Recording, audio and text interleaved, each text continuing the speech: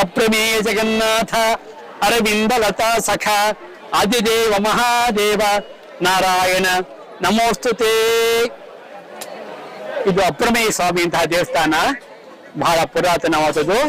ಶಾಸನದ ಆಧಾರದಂತೆ 4ನೇ ಶತಮಾನದಲ್ಲಿ ವಿಜಯಪಾಲ ಅನ್ನೋ ರಾಜ ಇದನ್ನ ಜೀರ್ಣೋದ್ಧಾರ ಮಾಡಿದ್ದೇನೆ ಅಂತ ಹೇಳಿ ಹೇಳ್ತಾರೆ. ಒಳಗಡೆ ಎಲ್ಲ ತಮಿಳ್ ಶಾಸನ ಇದೆ, ಅದ್ರ ಪ್ರಕಾರ ನಾವು 4 ಶತಮಾನ ಅಂತ ಹೇಳ್ಬಹುದು. ಇಲ್ಲಿ ಮೂಲ ಮೂರ್ತಿ ಬಂದು ಅಪ್ರಮೇಯನಿಗೆ ಇವತ್ತೊಂದು ದಿನ ರಥೋತ್ಸವದ ಕಾರ್ಯಕ್ರಮ. ನಮ್ಮ ಸ್ಥಳ ಪುರಾಣ ಒಂದಿದೆ, ಅದು ಬ್ರಹ್ಮಾಂಡ ಪುರಾಣ ಅಂತ ಹೇಳಿ.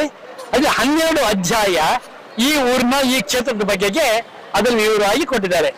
ಅದು ಒಂದು ಅಧ್ಯಾಯದಲ್ಲಿ ಮೇಷಮಾಸೆ ಚಿತೆ ಪಕ್ಷೆ ಹಸ್ತ ನಕ್ಷತ್ರ ಸಂಹಿತೆ ಪಾಂಚರಾತ್ರೋಕ್ತ ಮಾರ್ಗೇನ ರಥಾರೋಹಣ ಮಾಚರೇತ್ ಅಂತ ಒಂದು ಪುರಾಣದ ವಾಕ್ಯ